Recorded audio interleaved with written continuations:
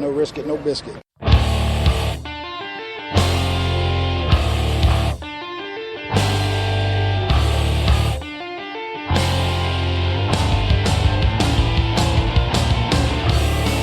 Arizona Cardinals fans, do you see red? Are you part of the Red Sea? Then you are listening to the show for you. A podcast for Cardinals fans, by Cardinals fans, with outsider and insider perspectives. It's time to rise up and see red. Hello, Arizona Cardinals fans, and welcome to the latest edition of the Rise Up See Red podcast. I'm your host, Jess from cardswire.com. The USA Today NFL Wire site covering the Arizona Cardinals, and my co-host is Seth Cox from RevengeOfTheBirds.com, SB Nation's Arizona Cardinals site, and also one of the co-hosts for the NFL Draft Breakdown podcast. Seth, how is everything going? Oh, it's not bad, Jess. Just trying to figure out some tech issues going on, not on the show, but on the site more. And so, but other than that, it's going well. How are things going for you, man? Oh, everything, the show's going fine. Had minor technical difficulties myself right now, just figuring out the normal way we record the show was not working, so I had to pull out option number 2. So that's how we're going. I can't imagine that you guys will notice. Those of you listening will notice.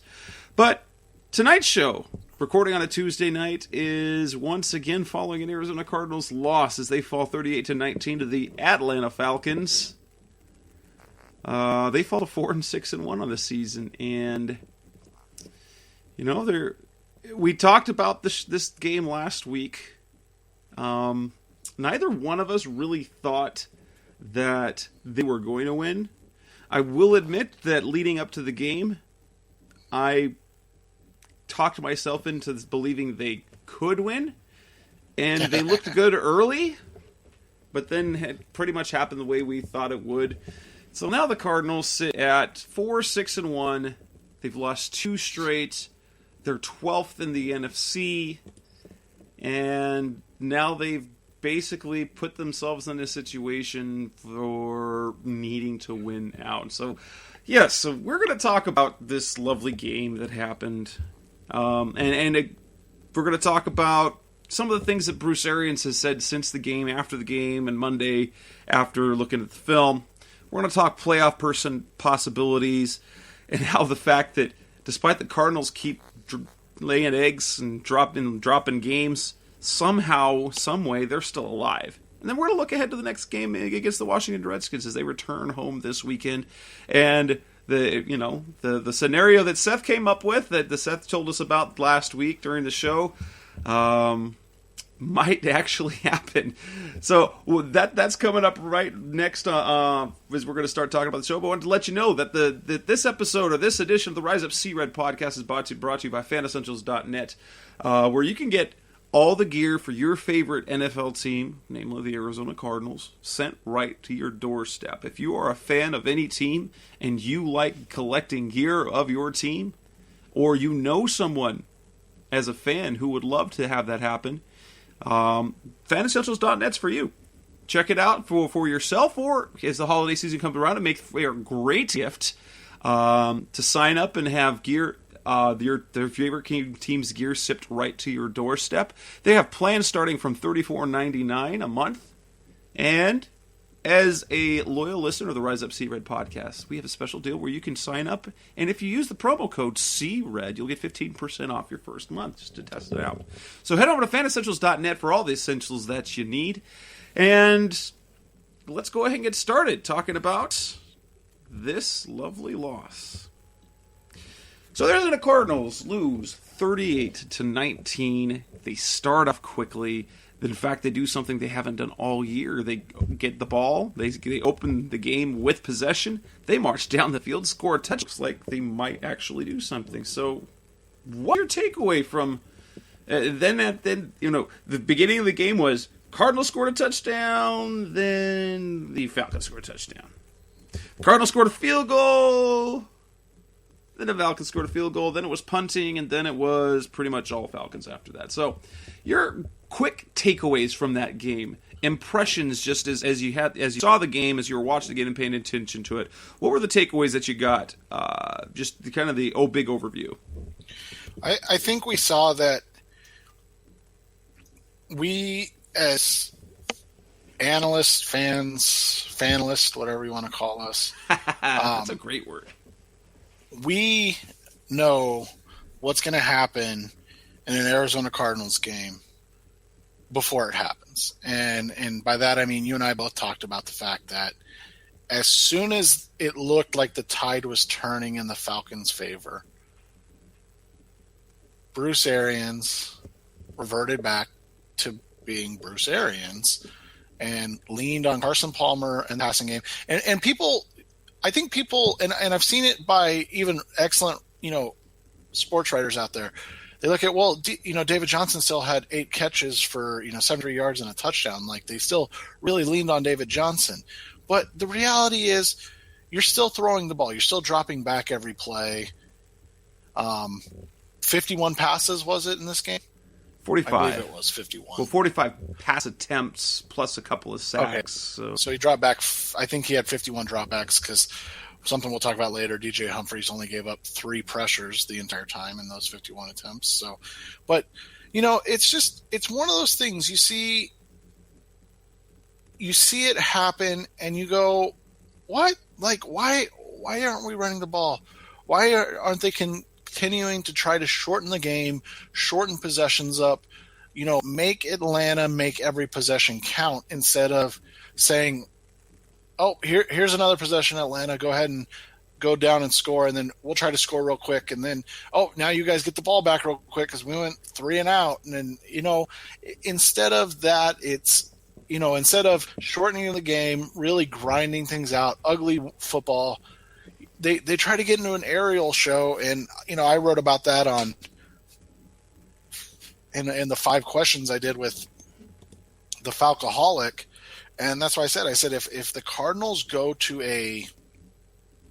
if it becomes a shootout and the Cardinals try to throw pass for pass with the Atlanta Falcons, Atlanta's going to run away with this game. And that's what happened. They tried to be the 2015 Cardinals, and they're just not that team. And I get that everything's the same basically, except it's just the names are the same. The production's not. And that's where that's what I took from this is the names may all be the same. Everything may be the same on offense. The defense may have, they brought in pass rush help. They got faster and longer in the secondary and all that jazz. But the results are completely different. So, maybe we need, and you and I are in this collective maybe we need to stop talking about 2015 and realize that in 11 games in 2016, this is who the Cardinals are. And the result is they're just not a very good football team. And the interesting thing is that you got a glimpse in those first couple of drives. You're like, oh, it looked like offensively, they looked like the 2015 Cardinals, at least early in the game. That first drive, they were running the ball well. Carson Palmer, they were using the fact that the Falcons were expecting them to run to the ball. They used play action a bunch, and Carson Palmer looks fantastic in that first and second drive. Defensively, that was another issue. And I talked about that. Well, we talked about this on the show last week about the number 1 ranking that the Cardinals had. And then I took it a step further. I kind of put some stats together, and I looked at their number 1 ranking, both in points and in yards, and it came with a caveat. Entering last week, through 10 games, yes, the Cardinals had the number 1 ranked defense. Number 1 against the pass. In fact, number 1 in offensive points allowed. They were number 3 in overall scoring defense, but that was in part because of the return touchdowns and the special teams touchdowns they gave up. But they had given up the least. I think it was 162 points to opposing offenses, best in the NFL. But we talked about how last week that didn't feel like it. I mean, if you're talking about defenses you think that are dominant and can get a stop when you need to, Cardinals, probably don't make the top 5. And then I looked at some of the numbers who they played all season. And what we saw is through 10 games, 4 of them against the 49ers, 2 against the 49ers, against the Rams, and against who's the other team? The Vikings. They had collectively, in 4 of their 10 games, played the 3 worst offenses in football. And a 5th game was against the Jets, who were in the bottom, 8. So half of their games were against. And that was arguably their best defensive performance, that Jets game. And the Jets' offense isn't good.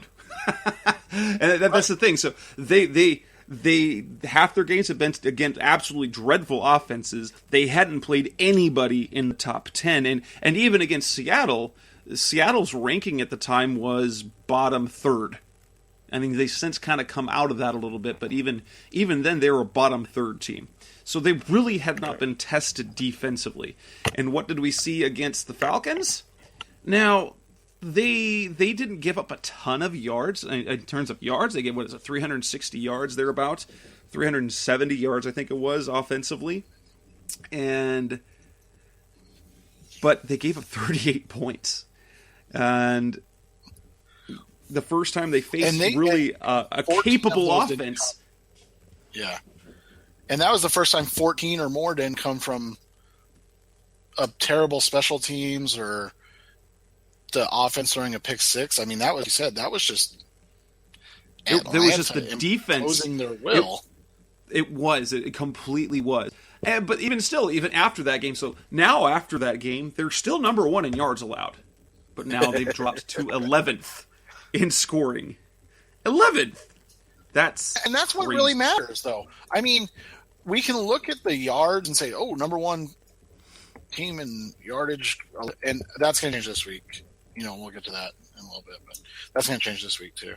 But, points is what really matters. And we'd said for a while it was kind of fool's gold. Like, there was a lot, you take, and I hate doing that because if you take out the best games, then they're not very good, but like if you just, if you just take out that New York game and that Seattle game, that's only 9 points right there in 2 games. That makes a huge difference in what you're talking about right there. Like, that's huge. And now you look at all the other games and it's like, oh wow, this team is actually really average. And so, like you talked about, the yards per game, it's a fluke too. I mean, remember that Seattle game? Seattle didn't get past the 50-yard line until they blocked the Ryan Quigley punt. They weren't past the 50-yard line anytime they actually got the football on the other side of the 50. Like, they literally couldn't do anything with it. And so, it wasn't like you said, it wasn't like there was a ton of yards to be given up in that game. And so that skews things quite a bit in the Cardinals' favor. And so, like you said, we kind of, I don't want to say warned, maybe warned is the right word. I don't know. What would you use? But we kind of threw a damper on that parade of like, hey, look, yeah, technically they're the top defense in these categories, but they're really not that good. And that's what we talked about. It's not, they're not bad. Like, Jess and I aren't on here saying, oh, this is a terrible defense, just needs to be revamped. No, what we're saying is they're very defense. They're not much difference defense that. No, in fact, look at all. They're really good. I mean, Tampa Bay game, perfect example. They are defense that feeds on opportunity. Exactly. They are a very much, we've talked about it before, it's a front running defense. When they get up and they make a couple big plays, then the plays keep coming and they play with swagger and they swing. It's a really exciting group to see. But defensively, when they need stops, it's tough. You look at the third down percent. They were 4 of 9 on third down and 1 on 1 on fourth down. So, they on half the times when they had an opportunity to get off the field, they couldn't. They couldn't get off the field. And this is a game where Atlanta controlled time of possession, something the Cardinals have done even in many of their losses. They've controlled time of possession. Red zone. In the red zone efficiency, every single time, all 3 times they were able to score. In the goal to go, they weren't able to get holds. They gave up 3 rushing touchdowns. They gave up 2 passing touchdowns. I mean, they gave up 5 touchdowns. The defense was on the field for 5 touchdowns, and there wasn't in case every single one of their possessions when they had. Let me see. They started their own 28. They started their own 25. So they start at the 28, get a touchdown. On the 25, get a field goal. They started at their own 45 and scored. But only, twice really were they given a short field. And they took advantage of them. But, I mean, look at the Falcons had 1, 2, 3, 4, 5, 6, 7, 8, 9, 10 possessions. They scored on 6 of them, punted on 2, and was picked off. Matt Ryan was picked off once, and then they had the end of game when they kneeled it down. So basically 9 possessions and 6 scores. That's not good defense. No, and there was another, it was another game where you saw the warts of the defense and the issues that this team has on defense, and a lot of the times it's just getting off field, right? Like just being able to get off the field and kind of give your offense a chance, because it was, it's one of those things that last year when the Cardinals offense had a bad game, they were picked up by their defense. And then when the Cardinals defense had a bad game, they were picked up by their offense. That doesn't happen anymore. And we kind of saw that. And Atlanta was, 5 of 10 on third or fourth down conversions. Again, 50% is just, it's not going to cut it. The Cardinals, on the other hand, were 5 of 13.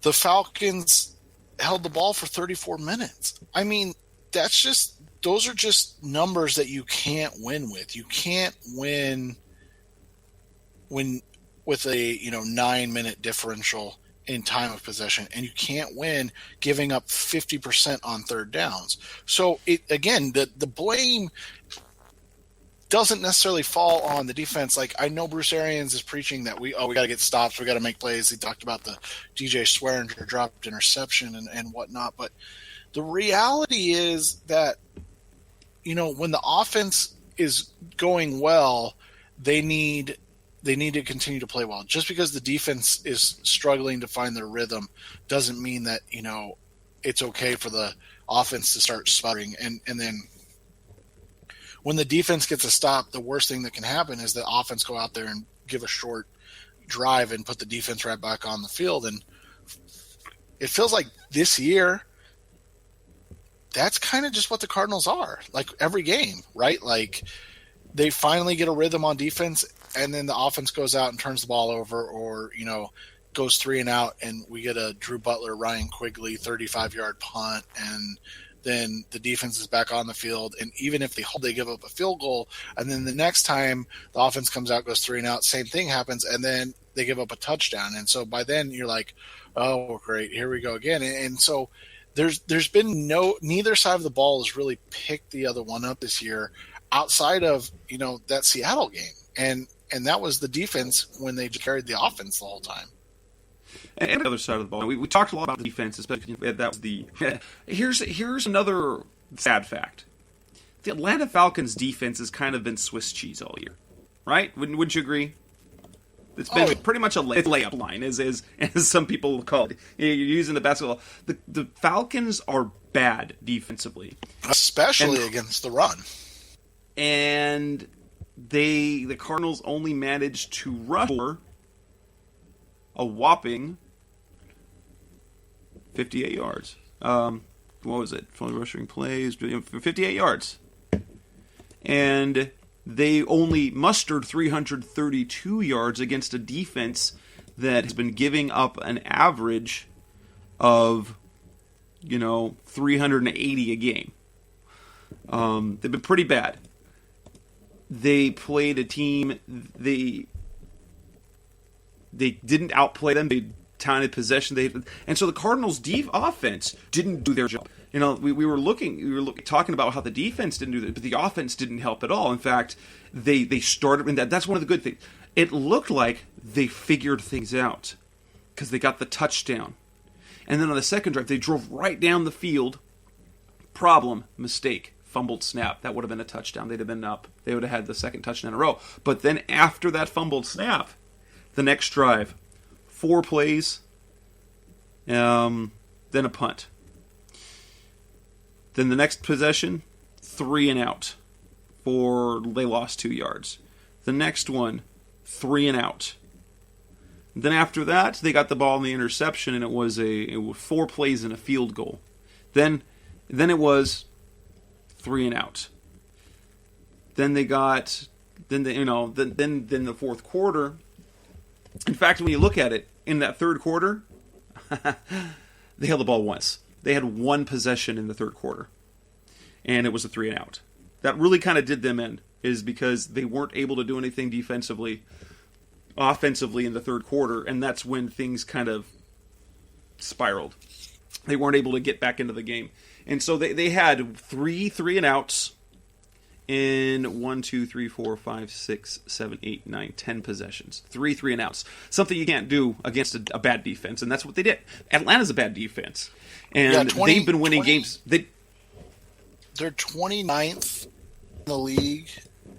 27th in the league yards allowed, and 29th in points allowed. So, and the Cardinals got 19 points. The vaunted Cardinals offense got and that's kind of what I said at the opening of the show. I think the reality is, when you look at it, the Cardinals just aren't a good team. I mean, there's no other conclusion that you can really come to, is it? And really, that's what it is. They are a talented team. They can't get out of their own way. What is that? That's not a good team. So let's look at some of the mistakes that happen. So they're doing good things, and then something goes wrong. Take for one, you get a big run. They get down to the inside the 10, fumbled snap. That was just dumb. And it would have been, it holds onto the ball, hand the ball off, it's a touchdown. Instead, they settle for 3 points. You have. By the way, I meant to ask you this, and I didn't get your opinion.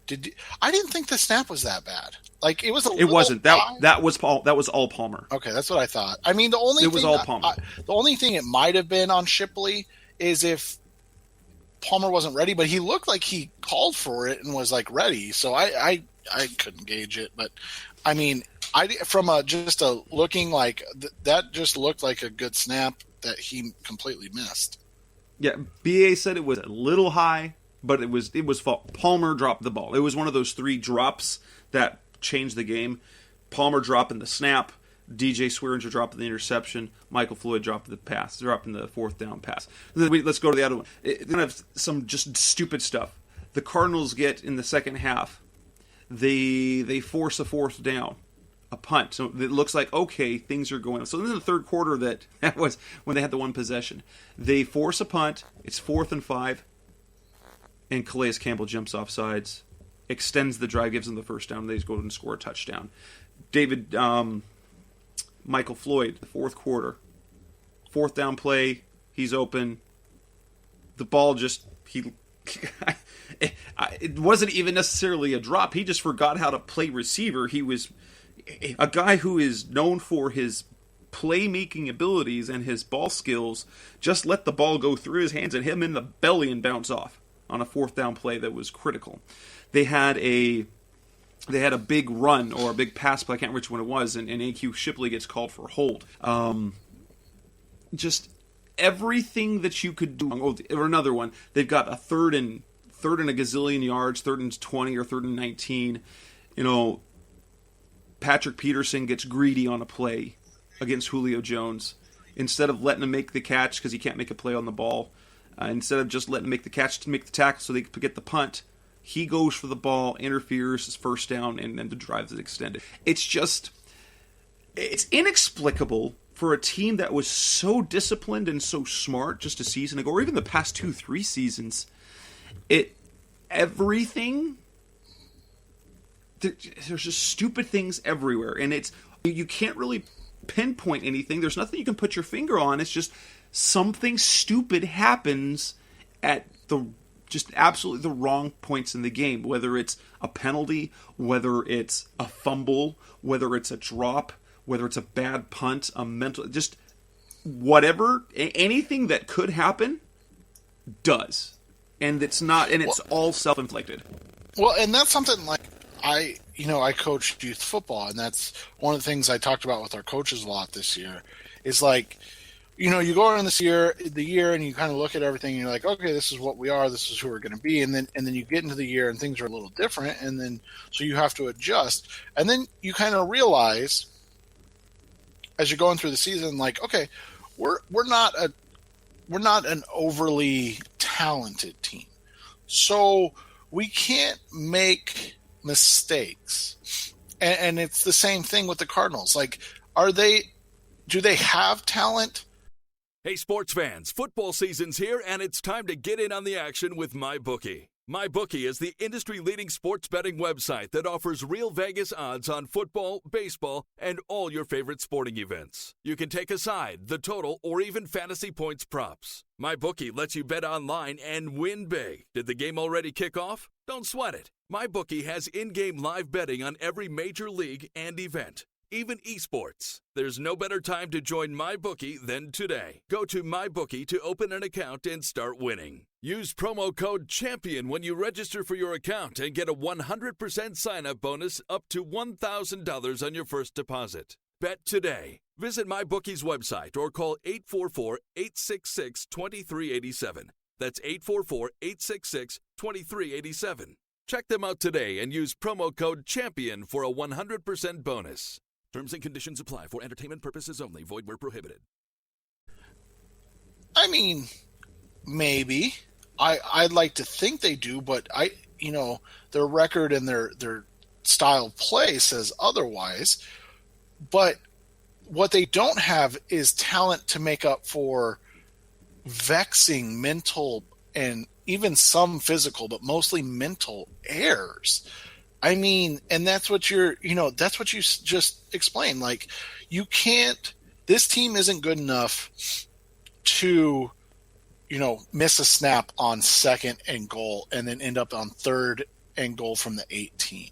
They can't go backwards 13 yards because the quarterback made a mental error, or whether it's mental or physical, whatever. They can't have one of their defensive leaders jump offsides on a punt. I mean, it happens a lot in games on 4th and 4, 3rd and 4, and but a punt, you rarely see that. Right. Well, and on top of that, it's a situation. They're at the 50. They're right at midfield. It's not like Calais is trying to get through there to block a punt. Well, BA said it's a punt safe situation. You just wait for the ball to be snapped. And that's what I'm saying. You can say, oh, it's not, it's not bad, or or they have the talent to make up for it, but clearly they don't. They can't continue to make these mistakes and then go, well, we're okay. We'll be fine. No, you're not. And that's, that's been the reality of the whole situation. So when you look at it, I don't see how, from a standpoint of, I heard what he said, and he said, oh, these 3 drops cost us the game. I mean, maybe, but just... It changed the momentum. I mean, it did cost them the game, but it changed the game. I'll give them that. It did change the momentum of the game. They would have had a second touchdown. They would have another lead. The DJ Swearinger intercept, if he doesn't drop it, that's at least a 7-point swing. Michael Floyd doesn't drop that pass, that's at least another. So there's at least a 14-point swing in there based on those 3 drops. At least there's a 14-point swing. That's still not in the ball game, but yeah, and so it does change the momentum. Yeah, but it also shows that, like, in the same way, the Falcons had, that Julio Jones pass that he handed to DJ Swearinger, and then they just kept on ticking. Like, it was like, crap, that happened. All right, well, we'll just go throw another touchdown, or, we'll just drive the ball down. Like, that's the difference, right? Like, and that's kind of what I'm trying to get at, again, is I just think when it really boils down to everything, that they're just not good enough to play that way. And so, like you said, if 3 plays change the outcome of the game by 19 points, then in reality, you're probably just not that good. Whereas, Atlanta threw that interception, the Cardinals should have gotten that momentum, right? And like you said, like, kind of drove down the field, made a play, done something. And instead it's like it didn't even phase Atlanta. Like, Atlanta was just like, oh, whatever. Like, we'll just keep going. We'll just keep rolling here. And that's what's, I think, hard to kind of understand this year from a Cardinals fan standpoint, is because this is not what we expected at all, right? Like, right. We didn't expect to see a team that just flat out didn't look very good a lot of the times. And that's kind of been what this team has been a lot, is that they just haven't been good. And so you look at it and you try to figure out where do they go from here? Is there a fix for this year? And part is that you can't necessarily pinpoint anything, but I think if you take a step back, the reason you can't pinpoint anything is just because maybe there are some differences, in the beginning of this. A couple of things I wanted to point out that, comment on was, well, one, David Johnson continues to blow our minds. Only ran the ball 13 times for 58 yards, solid numbers, but then 8 catches for 103 and a touchdown. This young man just continues to amaze, and he might be the best offensive player in football in his second year. And he's at least the best all-around offensive player in football in his second year. And so, I'm with you on that 100%. And it's disappointing because I don't think we get to see how good of a running back he is. I think we get to see how good of a football player he is instantly. But I think we don't always get to see how great of a runner he is. And, I don't know if that's going to change much. It might not. It might not, because in games, if the offense were playing at the level that we would expect them to, I would dare say he might not have, based on what we've seen this year, he probably wouldn't have any more carries than he does now. There are a couple of games where he got a huge workload. I mean, he just was carry after carry after carry after carry, touch after touch. But if those games are going better, he's getting a few more. I think he's still getting. He's probably having similar numbers, but the team looked better.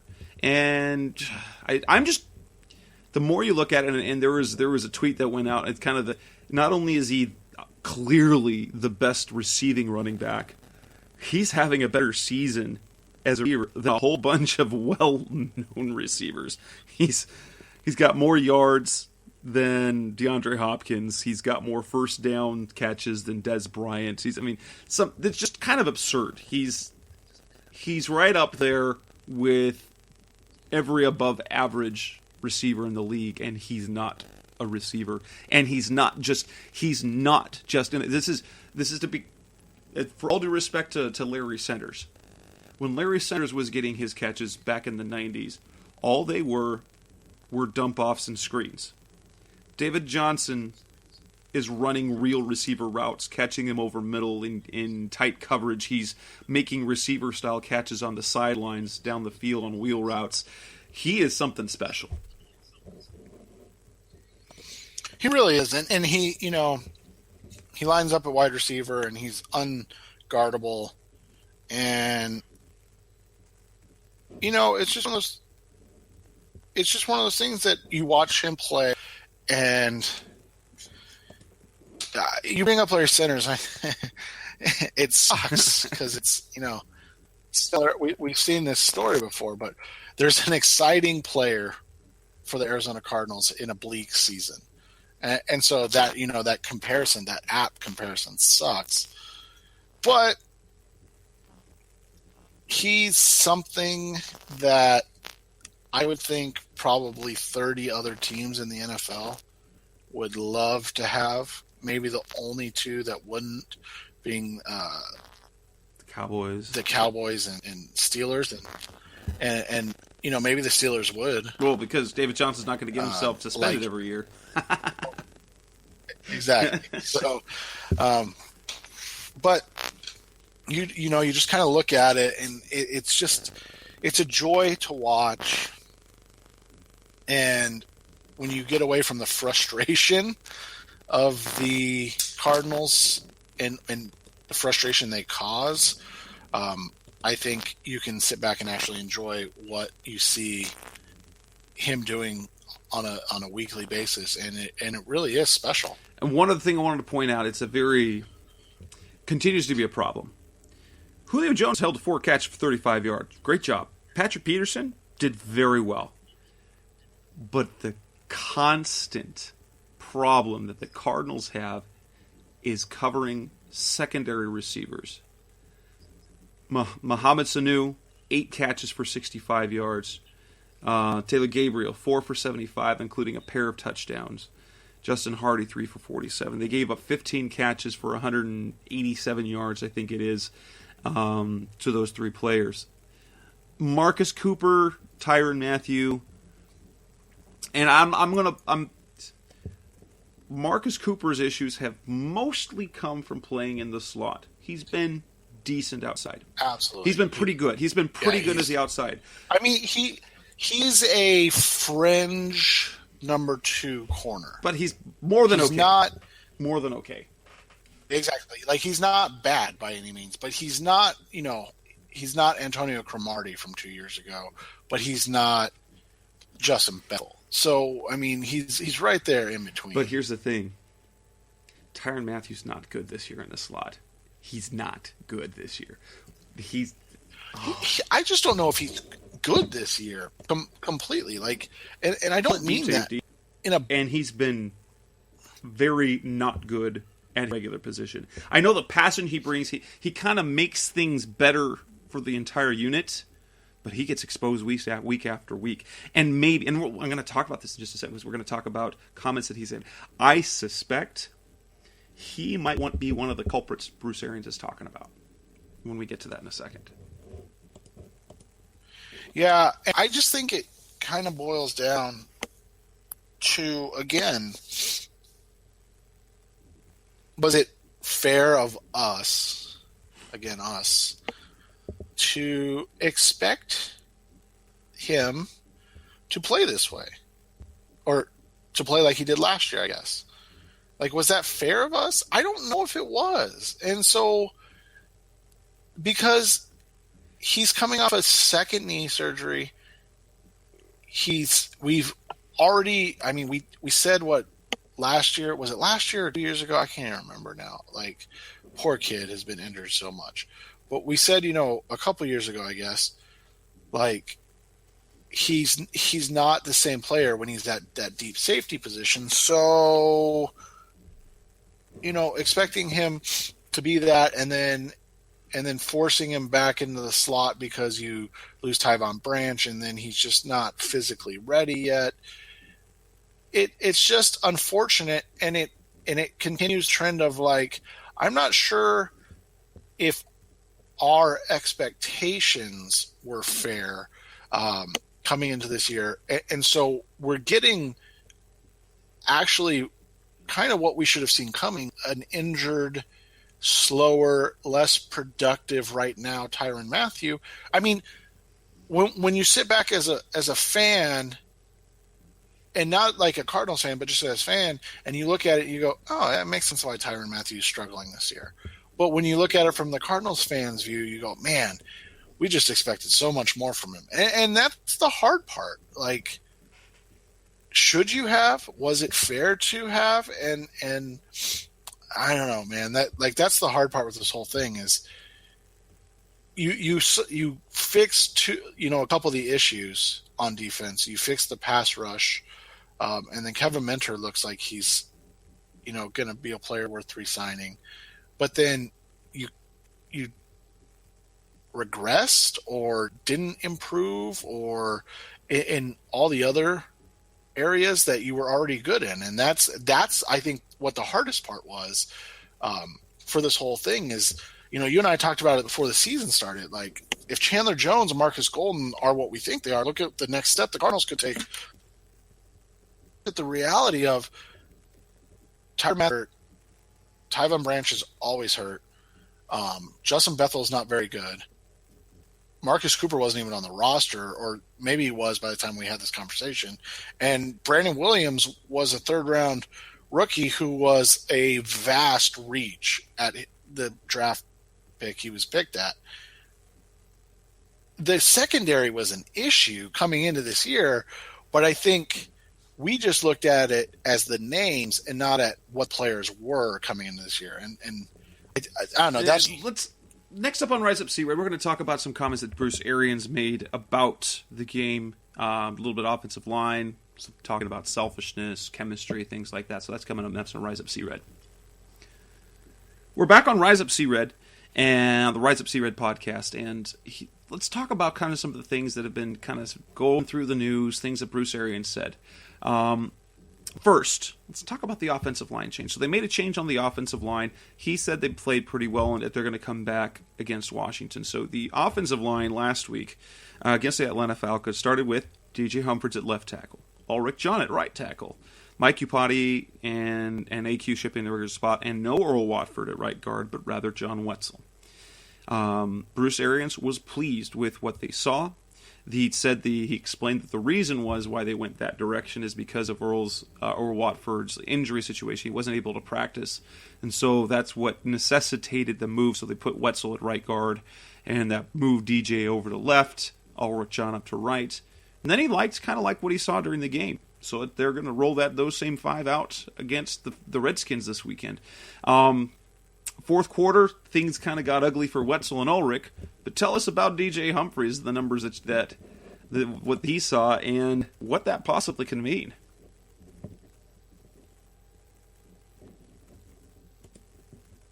I think you have to be excited about that, right? Like, again, step back from the ledge, and you look at the fact that your young right tackle that's been, is average probably too much? I don't know. But has been close to average at best, comes out and is asked to drop into pass protection 51 times against Dwight Freeney. And it wasn't just Dwight Freeney, but against Dwight Freeney a lot of the time, and gives up 3 pressures and doesn't let Carson Palmer get hit one. I call that a big fat win from DJ Humphries. We already know what he can do in the run game. He's, and again, 13 rushing attempts, you're really not going to be able to gauge gauge it well. But I think you have to be pleasantly optimistic about what this could mean for the rest of the season. And one of the most important things I think that we saw out of this is we learned something. Steve Keim commented when he was on the radio on Monday morning, and he says, there on the left side, he looked natural. The things that they saw of him coming out of college, he looked natural on the left side. So we learned a couple of things. One, he's still, 2 years in, he's still not super, super accustomed to the technique of the right side. And that's fair. But now you get a glimpse of, wait,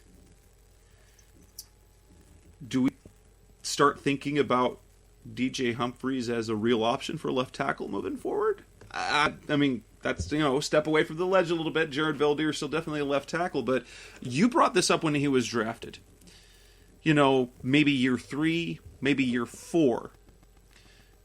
Probably is not necessarily 2017, but 2018, making the switch, swapping Humphries and Veldheer, the sides of the field, the sides of the line, because Veldheer will be getting a little bit older, and Humphries will be about the age where, okay, he should be able to take over.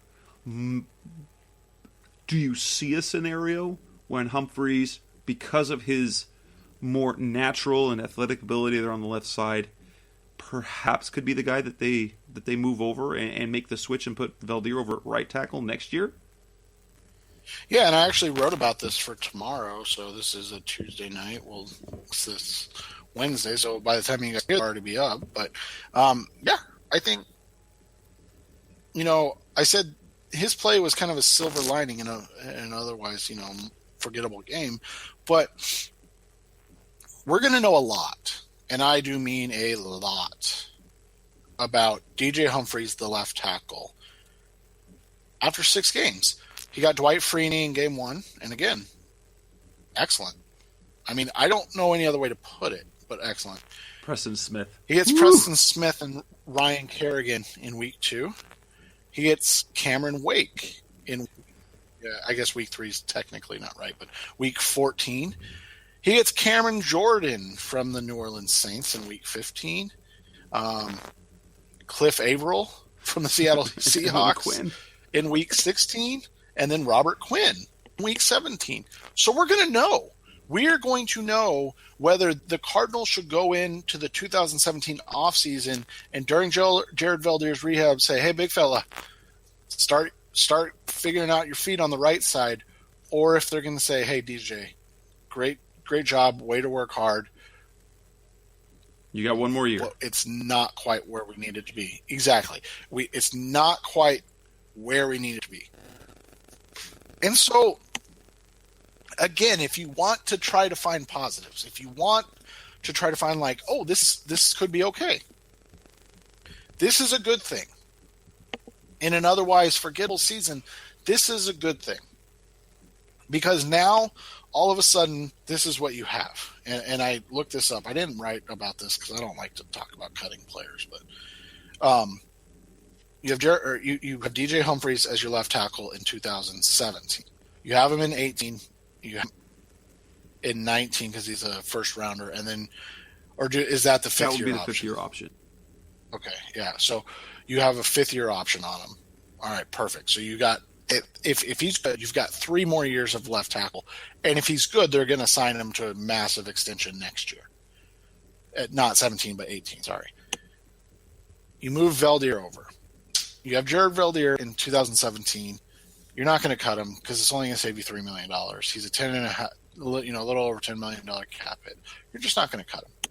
But in 2018, if he doesn't play the right side well, or you need to make a move, you cut him, and you're going to save nearly $7 million. So all of a sudden, you've figured out 2017, 18, and 19 for your left tackle, and you've either got a solid right tackle under contract for 2017, 2018, or you have a very big salary you can get off the books fairly easily in going into the 2018 offseason to, maybe go after a quarterback after, Carson Palmer's last year, find a wide receiver, definitely probably extend David Johnson. And, hopefully you're talking about extending a guy like Rodney Gunter at that point, and Dale Buchanan and those guys. So it gives you flexibility earlier than what we expected. Like I said, we were talking about this for maybe next offseason, 2017 going into 2018. Now you're getting it a year early, and you can keep Valdir and run him at right tackle for a year to figure out if he's worth it. And then here's the other deal, not to kick the can too far down the road, but if Valdir works out, that's when you restructure him and sign him to like a 3-year extension. And then all of a sudden you've got cohesion at the bookends for at least 3 more seasons. And that, that's one of the biggest issues Steve Keim has had in his time as general manager, is that I think they've used roughly 300 different personnel set on the offensive line since he became GM. So he's brought in a lot of talent or high draft picks. He hasn't a good offensive line. And so if you at least have 2 players, and you have to figure Potty is going to get better in terms of health eventually, and then hopefully Boehm takes that next step. You could be talking about, 2017, 2018, and hopefully 2019, you have 4 returning starters, as opposed to, are we going to have, 3 different starters again? Or think about it, like 2017, if this doesn't happen, you could have had, again, if you try to make this transition in the offseason, you would have had DJ Humphries, first-time left tackle, new center, new right guard, and Jared Valdir, first-time right tackle. Like, this just gives you the opportunity to see what you have and maybe plan for the future in the same. Another thing Bruce Arians said, a couple of comments, and want to kind of get your take on these. And one is the chemistry. The word chemistry was used about the locker room. Steve Keim said it's a fair question because the talent's there, so you have to ask the question: is there a chemistry problem? Bruce Arians says he hates to use the word chemistry. He talks about its accountability. Then he starts talking about how some of the mental mistakes, the accountability, that it's not one who's consistently making mistakes. It's a lot of people making mistakes sometimes. And apparently, according to Arians, the veterans are not stepping up to get rid of those mistakes, calling them out, whatever they need to do. There are, on one side, Doug and Wolf on the morning, Ron Wolfley kind of points to the fact, banging the hand things like, there we have it. There are issues in the locker. Bertrand Berry has kind of referred to it on a few times, that there are some issues in the locker room. Burns and Gambo Nash. Gambo talks about how. Welcome to 2000. Jeez, kind of says no. That's hogwash. Maybe there is, but that's a thing that Arians has got to fix. But here's my take. Clearly, the people in the locker room, I don't think it's a chemistry say as to how they get along. I'll buy that from Arians. Okay, it's not a chemistry issue as a locker room where people don't like each other, they're blaming each other. It is an accountability issue where they're just not fixing things. And they're not stepping up to say, hey, we can't accept these mistakes. People aren't stepping up because it's including the leaders. Calais Campbell's making mistakes. Tyrann Matthews making mistakes. Carson Palmer's dropping snaps. Michael Floyd's dropping passes. You don't really, Jared Valdir's hurt. Mike Upati's not, and he's not vote. It's so you don't have a Rashad Johnson or Todd back there to kind of set people straight.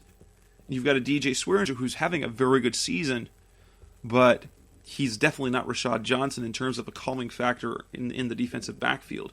You don't have a Dwight Freeney as a leader. This year you got a Chandler Jones.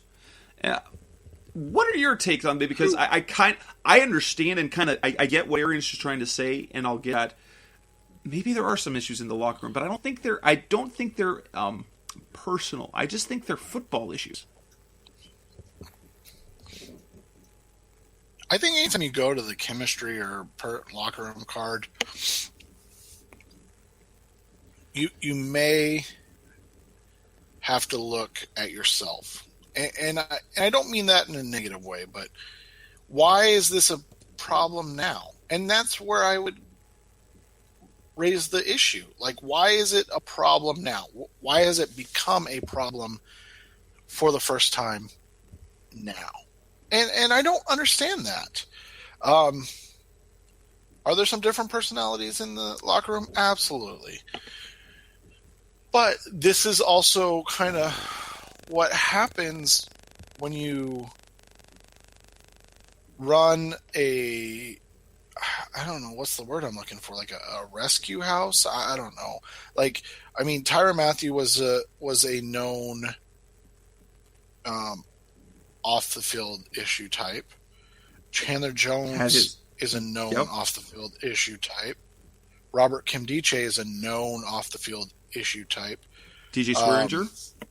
He DJ not off the Swearinger field, but knucklehead, football knucklehead.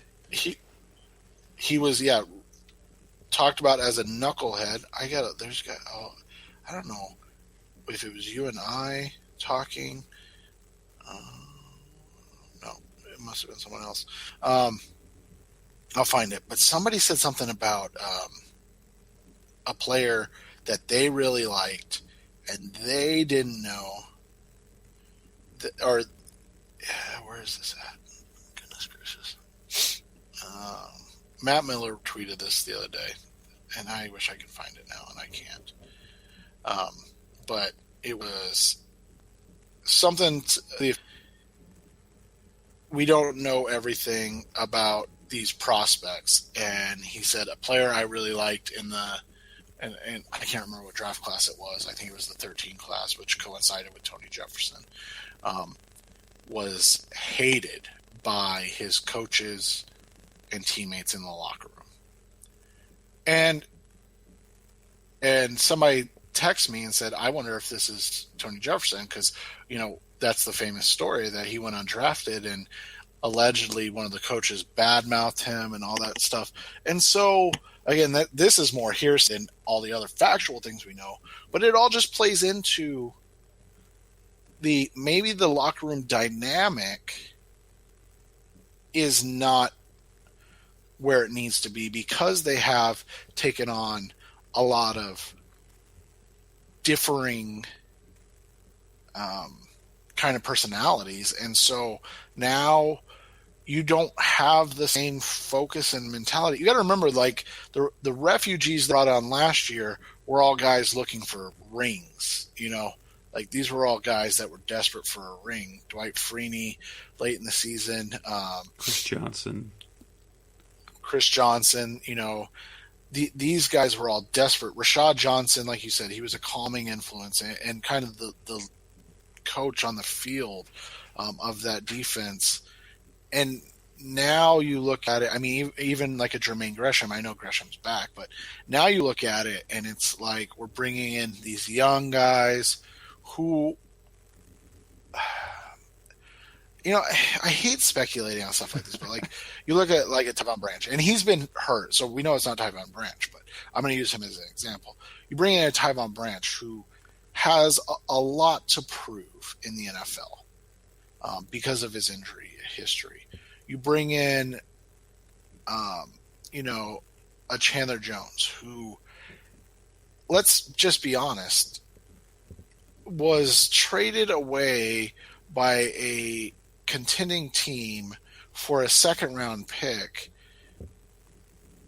because they didn't want to pay him. Not because they couldn't, but because they didn't want to pay him. So what's his mentality? Is his mentality going to be about the team, or is his mentality going to be about, I'm going to prove these mother what's wrong and show them that they made this mistake? So maybe there is a personality clash. There are some self-haters and egos in there. But in the end, it comes down to leadership. And whether it's the players or the coaches or the GM, someone within a leadership position should have been able to harness this and focus the energy in the right way. And again, it just comes down to it just wasn't done correctly. So who do you really blame? That's where I kind of get with that. And there's the selfish. That's the other one that Bruce Arians brought up. Bruce Arians said there, especially on the defensive side of the ball, there are players, it's starting to creep up, are being selfish and that are trying to get on the stat sheet and getting out of their way, getting out of their lanes instead of doing their job. They're trying to get out of their lanes and make plays. I'll buy that. Although players are like, I don't know. Peter's very diplomatic about it. And Corey Peters was actually the guy that Bruce Arians praised heavily, saying he was out there for 35 plays, 35 pluses, and he got stats. And so don't worry about getting stats. Worry about doing your job, and the stats will come. That's sometimes a hard thing to sell when you're not winning ball games. And here's just the kind of speculation. I was going to talk about kind of a little bit maybe, I'm not going to say for sure. Chandler Jones, you have to speculate. But Chandler Jones has been really good against the run this year. As the year's gone up, he's been really good against the run. So I'm loath to say, it's him. Maybe it is sometimes because he's trying to get sacks. Look at other positions. Maybe. Could it maybe Blaise Campbell sometimes? I don't know. I don't want to say because how nice a guy he is and things like that. So I'm just bringing names out there. Is Deon doing it? I don't know. But I'm thinking where it's coming from more than anything else, personally, and it's because of the way things have gone, the big plays offensive game, even though they're number one against the pass, is, a Tyrann Mathieu who has big stats. I mean, I've seen his whiteboard in his locker, the type of goals that he has. They're always big. I mean, they're absurdly great big stat ones, and he wants to make plays and he wants those stats. And you look at some of how badly he's played in coverage. Maybe part of that's the problem. You look at the two safeties that they have in Tony Jefferson and DJ Swearinger, who have played very, very well overall in the season. If you look at their play, it's been very good. However, they are also of the same mentality of I could see them as being guys who would break their role on the field on a particular play to try to make a bigger play that's there. You don't always want to stifle that, but at the same time, you want to keep them disciplined. Patrick Peterson, I know, was guilty of that on that second pass interference call. He was looking to make a play on the ball. I don't know if it was selfish. I think he just thought he could do it when the situation dictated more. Okay, force the punt. So those are kind of what I'm seeing. Obviously, Robert Kimdichie, I think we can say, is probably in that category. The issue, he's not playing, so that doesn't count. So you have to, defensive lineman. Who's out there? I mean, Corey Peters, praised. Calais Campbell, you want Frosty Rucker. Who are the other guys that play? Josh Morrow. Josh Morrow seems to be the ultimate, gap stayer. He's the guy that stays in his lane. But maybe, I don't know. So I know I'm throwing names out there. Is there anything to add to that? I'm not sure. I think you hit it. Like, it's unfortunate, but it's the reality of it when let's just call it like it is. When a season is lost, and that's what this season is, it's lost. When a season's lost, guys start to play for themselves. And you've got guys who are make sense too. Tony Jefferson looking for a payday, he's a free agent. DJ Furniture, free agent. Chandler Jones, free agent. You've got guys in situations where it would make sense for them to try and do that. Yeah, and so, it's not too much in or a bad thing, but it is something that happens quite a bit. And so you just wonder if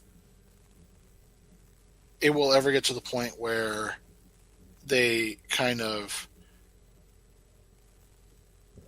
figure it out, or if it's going to just continue to spiral this year where you don't have 11 guys playing together, but instead you have 11 guys trying to, show up on film and get ready for a payday. And I mean, at that point, and I hate this, but at that point you have to figure that's just going to make things worse, because they've already, lost the season. So they're just going to continue to play that way. And it's hard to blame them, but it's also, I think, a good sign of guys that you no longer really want on your team. Right. So, I mean, that's tough. So let's go one final segment. We'll kind of bench up because we've already gone over an hour. We've already gone over this. So we'll do one final spot on the Rise Up Sea Red, on this edition of Rise Up Sea Red, and we'll talk combine playoff scenarios, how the NFC doesn't let the Cardinals die, and what to look forward to against Washington. Hey, sports fans, football season's here, and it's time to get in on the action with MyBookie. MyBookie is the industry-leading sports betting website that offers real Vegas odds on football, baseball, and all your favorite sporting events. You can take a side, the total, or even fantasy points props. MyBookie lets you bet online and win big. Did the game already kick off? Don't sweat it. MyBookie has in-game live betting on every major league and event, even esports. There's no better time to join MyBookie than today. Go to MyBookie to open an account and start winning. Use promo code CHAMPION when you register for your account and get a 100% sign-up bonus up to $1,000 on your first deposit. Bet today. Visit MyBookie's website or call 844-866-2387. That's 844-866-2387. Check them out today and use promo code CHAMPION for a 100% bonus. Terms and conditions apply for entertainment purposes only. Void where prohibited.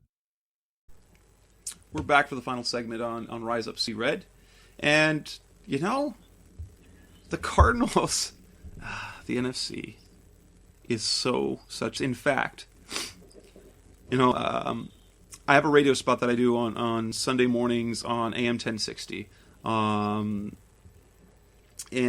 tell me on that I go on to talk about the Cardinals. And the host was talking about, he called it, he says, we're going to be talking again next week, December 4th, how the Cardinals, after next week, the Cardinals are going to be the number 2 wild card, will be in the 6th seed. And this is what needed to happen. The Redskins needed to lose. They did. The Vikings needed to lose. They did. The Cardinals needed to win. Okay, they didn't. But everything set up. Tampa Bay needed to lose to Seattle. Well, that was going to happen. That it didn't. But the NFC just doesn't let them die. Which is, in terms of fans and following, it means the Cardinals are still intriguing. So you have to keep following, and it keeps the players from kind of giving up on this season, because guess what? They're still in it.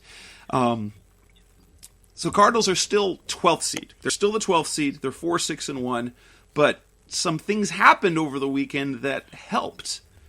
Philly lost. Minnesota lost. Washington lost. Now, Tampa Bay won and Green Bay won, but that had happened, and the Saints won. Actually, that's actually good that the Saints won. It would have been better if the Cardinals won, because the last thing we needed to do is to lose and have the Rams move out of us because they beat the Saints. So here they are as the Cardinals now. They still, they've got 5 teams ahead of them before they even get to the wild card. However, at 4-6-1, they're only 2 games back of that final spot. And they play the Redskins this week. So I mean, this sets it up perfectly. You gave this scenario. Well, tell us again what's the scenario you completely see happening and for the next 5 games. So I think the Cardinals. Now, I will give this caveat. I didn't see them. I don't want to say giving up, but I didn't see them just getting blitzed like they did in Atlanta. But I think they're going to win Sunday against the Washington Redskins. And then they turn around and play the New Orleans Saints. They play Miami. They play in Miami now the following weekend, and then they come back home against New Orleans.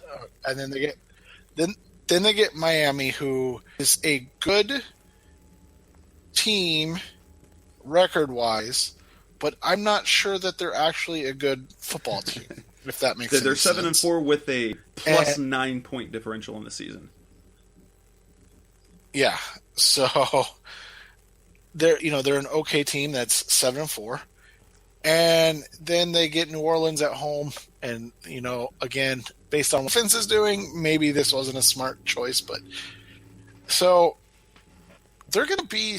I really think that they're going to be 7-6-1 coming into the final 2 games against the Seattle Seahawks and Los Angeles Rams. Just stop your shit right there because we know what you're going to say next. So. The Cardinals are going to win the next 3, according to your scenario, putting them very much in the playoff mix in the last 2 weeks, which is really, it's what every team wants, right? Exactly. So they're right on pace to do that. Now, you happen to think that they're going to get blitzed in Seattle and then as a result get knocked out of the playoff scenario and then as a result lose in Los Angeles at the end of the year. But to go with your Saints thing, I can totally see that happen because guess what? Jared Goff threw 3 touchdown passes in the first half against them. If Jared Goff can throw 3 touchdown passes against the Saints, the Cardinals should be able to score all the points. Should be able to score. Especially since, yeah. Yeah. Was that in... It was in New Orleans, too. It was in New Orleans. Oh, geez. So, yeah. And Drew Brees, that's one of the things with Drew Brees is he's actually not that great on the road. So, you would think, but who knows with this team, with the way they've... honestly, I'm most shocked by the defensive result on Sunday more than the offensive result because we figured out, well, I shouldn't say we. I figured out early in this year. I don't know how you felt, but I figured out early in this year that this offense wasn't going to be good if they went with the Carson Palmer theme again. Yeah, you talked about that. You talked about that from the end of last season on. That the Cardinals would need to Palmer-proof this offense. Yeah, and so now you look at it, and if the defense is bad, that could change my scenario because they're playing. The Redskins have a very good offense. In moving the ball, they move the ball really well. They're not great at scoring. They are number 2 in overall offense in terms of yardage, but they're number 10 or number 11 in scoring. So they're kind of like the Arizona Cardinals version of the offense, where the Arizona's number 1 in defense in terms of defensive rating in yardage, yet they're number 11 against in scoring defense. The Redskins are kind of the same. They're kind of the same mess when you look at them offensively. They move the ball really well and kind of score above average. Yeah, and it's unfortunate. So we'll see what happens again. I really still do think this team's going to win. But again, maybe, like I said at the beginning, maybe I need to take off my blinders and look at this team as for what it is. But for some reason, I still buy into this team. I still buy into the fact that the Redskins don't, necessarily run the ball overly effectively. Kirk Cousins seems like a mirage. I don't know what it is about him. You don't buy him really, right? No matter how efficient and how effective it is, you don't believe it. There's something about it. You just look at it and like, no, I don't believe he's good. I'm sorry. I'm sorry, Cousins. I'm sorry. I don't believe in you. Yet, here we are, Cardinals fans with a 4-6-1 team. And Kirk Cousins is actually having a good season. But now, to that point, Washington does have some talent. So you've got a Josh Norman in coverage. You've got 2 very good edge players in Preston Smith the Preston Smith we wish were here, and Ryan Kerrigan. So the Cardinals tackles are going to be tested. Ulrich John's going to be tested. DJ Humphries going to be tested. And that's going to be crucial, because if the Cardinals are going to be able to win this game, they can't let Kerrigan and Smith become factors in this game. Exactly, and they got to figure out how to stop themselves from getting behind, because we know that they're going to try to throw their way back into it, and we've just seen too often this year that they can't do that. They're just not good enough throwing the ball to do that. So, but Washington's defense, it's another team. Washington's not good defensively. They're not. They're not good defensively. No, they give us. They're allowing 4.7 yards per carry on the ball to David Johnson. Give the ball to Andre Ellington. They need to run. Heck, bring in Kerwin Williams for some more Wildcat formations, because I don't know what that was about, but. And they just ran it once, got penalized, and then they didn't even go back to it. Anyways, I don't want to talk about that. So, but yeah, I mean, I don't see a reason why they should lose this game. So but something will happen. It's 4-6-1 for a reason. So I'm gonna pick them to win. This is a perfect bounce back game for them. And the Redskins, I don't know what it is about Washington. They won the division last year. No one believed it. They don't look like a good team. They look like a talented team, but they don't look like a good team. Coming home, I do think this is the big get well game for the Cardinals. I see them winning probably. It's very hard for me to pick them to win anymore, but I know, right? We've been burned too many times this year, just so many times. Now, I think this is in fact, this might be a game that I can see this game being one in which they get people back on board because they play well, and it was like, oh wait, this is the Cardinals team we're finally ready for.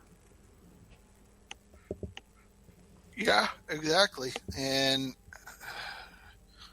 I mean that's what are we gonna get suckered in again? Both of us. We are every time. Yeah, and that's okay. Every time. So the Rise Up See Red podcast is back on the bandwagon. Cardinals are gonna be 7-6-1 in 3 weeks, heading into a huge matchup as the probably 8th seed at that point. 1.5 games behind the 6th seed and needing to beat the hated Seattle Seahawks to fight for their playoff lives. So that'll set the table for the next 3 weeks. So that way, if we come back next week, we can start to focus in on the draft. All right, well, let's go ahead and wrap that up. That'll wrap up this edition of the Rise Up See Red podcast. You can find us pretty much anywhere, hopefully. We're featured on Sports 360 AZ. We're on Cards Wire. I've been featured on Cards Wire. Featured on Revenge of the Birds as well. You can find us on Stitcher Radio, on iTunes, on Blog Talk Radio, Facebook. It's Rise Up See Red. On Twitter, it's at Rise Up See Red as well. That's Seth Cox. I'm Jess Root. And that's it for, I believe this is episode number 140. But thanks for listening. Go Cardinals, and hopefully we're talking about a win next week. Have a good night, everybody.